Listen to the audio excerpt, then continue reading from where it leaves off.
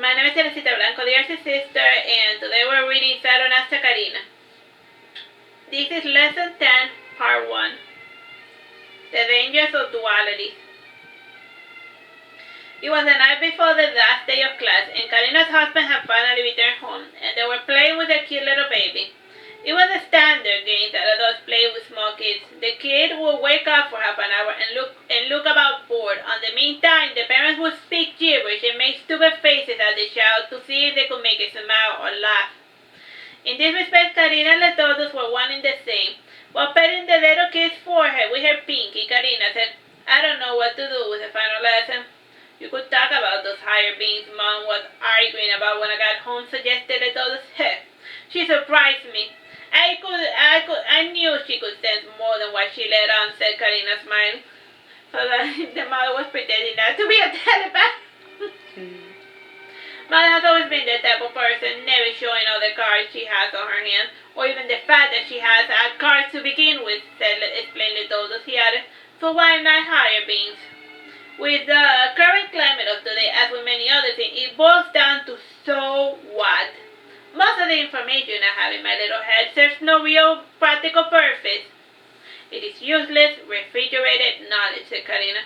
"Well, most knowledge is useless till it becomes useful. You never know," said Letholdus. "And besides, why must knowledge be useful for anything? If it provides some food for thought, or even an inspirational type of dream, or just mild amusement, then it has served its purpose."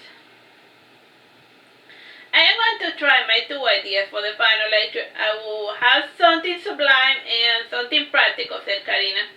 "Can you give me a little hint as to what you're planning?" asked Letholdus. "I could give you a hint, or I can show you, or you can show up to class like a good little student," said Karina.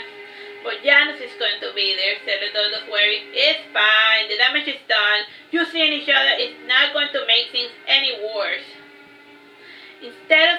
Instead of scheming, he should have been doing something useful with his life, like learning how to bake a pie," said Karina. "It is just as his father says, people never change," said Letholdus. "You changed," said Karina. It was the power of love that changed me," said Letholdus, being corny. In response to the corny lines, Canon started making choking sounds and pointing at his tongue with his tongue sticking out. His cheer was met with a raise to the face thrown by Karina. Canon started laughing as blood flowed from his forehead. Karina too joined in the mirth, as did baby Hidalgo. The only person who was not laughing and who didn't get the reference was Letholdus. With this incident concluded, Karina started making her way to class. Hidalgo was still too small to be let out of the house. It was tradition in those days not to take the newborns out into the city till they hit the 2-month mark. People had a lot of germs, and the babies had to be kept safe from them. Still, under Marduke's rule, the babies still had to get a bit of sunlight for 5 minutes every 2 hours. It was the bare minimum to maintain their health. Still, parents had to be careful not to overexpose their child to the sun. While Karina and Letholdus went to school, and Rita was left to keep an eye on this kid, she was still uncertain about Hidalgo's true nature. She was looking for any signs of abnormality. Inanna was by now ambulatory, and the little vixen was always running about the house, causing a ruckus. As a result, Marcus was no longer roaming Marduke's residence. The poor creature was looking for a less noisy apartment to hang out. He eventually found it inside a garden gnome's house. With the greenery projects in Veragerung, the city had become pleasant enough for gnomes to move into. For now, they populated the public parks and the gardens of the homes of lonely old ladies. The gnomes were quasi-divine beings, descendants of the Priapus and a bored great alien. They were conceived through the technological means. This is at least what those little aliens claim. Since the gnomes now live in Saturnastra, their divine powers had quite diluted. Their only power only appeared in the form of the green sun, and wherever they live, plants seem to grow faster. They also spoke the language of the flower. If humans paid attention, they would be able to tell if the gnomes were in a good mood based on the scent that they emanated. But if they couldn't make their desires known through scent, they also spoke English. As soon as Karina arrived in school, there was a gathering of the little gnomes, and they appeared with their silly red hats and beards and cute little outfits. They did not normally dress like that. They only wore that when walking among humans. Still, the clothing was a kiss from Nalini, so they wore their classical earthly attires. The garden in the school seemed disturbed, and the slab that had sealed the entrance to the sleeper catacomb was cracked, and there was ghost litter about as if something had gotten out. Frowning, Karina said, "What a bother. Sorry for the mess," said a stranger. Karina looked at the fellow with a perplexed look, then also started staring at the creature that was manifesting in the form of a man. After thinking a little, the light of understanding came upon her. "Oh, you have finally awakened, sleeper Casimir," said Karina, smiling. "Yes, with the abundance returning to normal, there's no need for me to keep sleeping to hide from them," said Casimir. "Returning to normal?" asked Karina, perplexed. "Yes, you don't need to worry your treaty little head about it. By and by, I heard from your father that the summoning ritual for the Father of Creation was concluded. Those who wish to live within it stay, while the rest returns from whence they came," said Casimir. "Returning to normal," repeated Karina. "Why does that not inspire me much confidence?" "You worry a lot. A lot of us are going to be seeing those lots. Or should I say, most of us are not going to notice much of a difference with the time dimension correction and all that weird nonsense." "Ah, what a bother," said Karina. "I ask for your forgiveness," said Casimir, bowing. "Don't worry about it. Let's just focus on living in the now and forgetting about abandons and all that nonsense that never occurred in the first place," said Karina. "Yes," said Casimir, sighing. "You're going to face up our roof, are you not?" asked one of the gnome fellows. "Sorry, I will get on it right away," said Casimir. Casimir walked a little, but after class then. Casimir walked a little way with Karina, and before entering the classroom, she said, "Here's a picture of Casimir. Try changing your shadow to get that look just right." "Will do," said Casimir. For those unfamiliar with dimensions, they would imagine that they function like parallel universe, and people tend to get both things confused. Dimension are just the name of states. They are length, width, height. And once you get to the fourth dimension, you start to perceive time. You see all the possibilities of the past and present branching out. This is how the future side of Proteus and his children works. One of his eyes can see the fourth dimension, which is time. As for Casimir, he was a dormant 4D being who had awoke. His power for keeping the abandons in their monster forms, and they were transformed in order to weaken them. In their monster form, they were no longer a threat to higher beings because their time had compressed to zero. Still, they were strong enough to be a bother to lower individuals. Time though? 7 minutes, 10 seconds. When the abandoned transformation was sealed away, the former abandons returned to normal, or they suffered a natural death. So they came back as ghosts, or they reincarnated, and so there was no need to dream anymore or Casimir work. And like most higher being sleepers, their dreams could affect the third dimension. Think of it as a solid dream, and now that he was awake, he needed to decide if he wanted to stay in the real world, or if he wanted to return to dreaming about sweet nonsense. Casimir, as his own Strahler era, reacquired his dream-like form.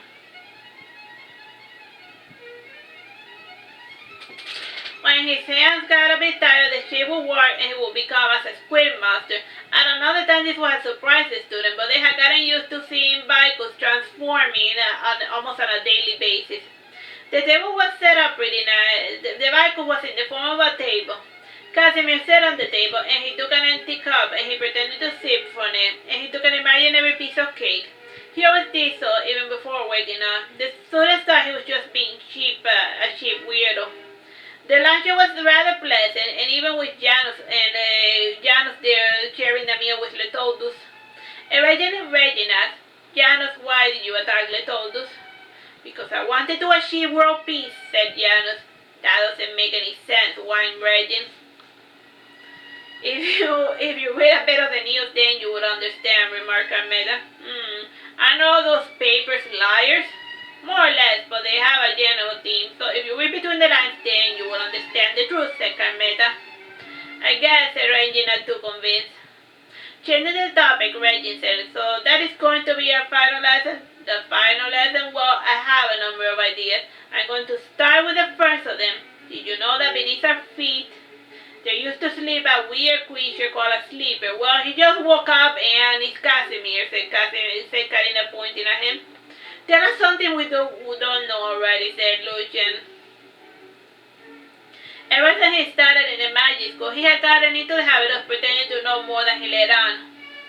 It was the only way to deal with the other self-absorbed students. Karina thought a moment and then she said, did you know that just as we cast a 2D shadow, there are creatures that cast 3D shadows? Yeah, we can talk of them in class as proposed summons. They are nothing special. I think I should stick to what I know. You never know. That good at you were never that good at math, teacher, complained Lucian. You are in a good mood today, remarked Janus. It is because of the diet, explained Suntaria. For a while Lucian did the vegan nonsense, but as soon as he joined the magic school, the principal put an end to his picky eating habit and said his body now belongs to the state. It must be home like a sword, and he will eat whatever they put in front of the table, blah, blah, blah, blah, blah. Time? 4 minutes. How is the kid, by the way, asked Casimir. Everything is pretty normal, which is boring, said Karina with disappointment. Well, it is a newborn. What are you hoping for the brat to come out speaking and doing cartwheels, asked Babisa. It matters not. For the final lesson, I think this next idea will fit proper. This may be obvious to some, but not everything in this world is black and white, said Karina. Here we go. There is neutral as well, said Lucian. Well, my people do not believe in neutrality. We see it as non-acting or taking a vantage point where you do not care who wins or loses, as long as it doesn't affect you directly, said Karina. That's a fun way to live for some people, and then there are the other types of douches who see you dropping dead and they just pass by and pretend like they saw nothing. Still, this last lesson is not about morality, said Wanda. It is a warning to be wary of dualities. Like, don't be too good and have a little bit of evil, asked Babisa. No, what I mean is, let's say for example, there once was a douche whose wife cheated on him. And ever since then, he thinks all women are evil. That's the dualities I'm talking about. People tend to generalize one thing or another, and that is just a shortcut designed for you to not think. The truth of the matter is that you have to take each creature on a case-by-case basis, and first and foremost, avoid the word all as much as possible, said Karina. Oh, you mean how modality of yonder time was to say that all else were evil and one had to be wary of them, suggested Carmeta. Oh, and how up until recently magic users were considered to be evil or something like that, asked Lucia. Now you're getting it. And even more recently, Janus' action, for example, it has got a lot of people thinking that the followers of his cult are troublemakers. It is a fallacy of logic that one bad apple spoils the bunch. Taken to the most extreme, we will have scenarios where if one guard does a bad thing, then people would be demanding to remove all the guards, explained Karina. Yes, a lot of people want easy, quick fixes to complicated problems, said Babisa. Yes, more or less, and I'm not talking about letting your guard down and being friends with bandits. If you're not strong enough, then you should never hang out with a fellow that has the power to kill you, explained Karina. At least in a safe social situation, do make the effort to give a person a chance, and once you get to know the real them, then you are free to hate them, and for good reasons too. Is there a silly story that goes along with this lesson, asked Letholdus? I'm going to have to think about it a bit. Give me a minute. Aha! Here's a story. Time? Okay, less than a minute. Less than a minute? Yeah. Alright, bye-bye. God bless.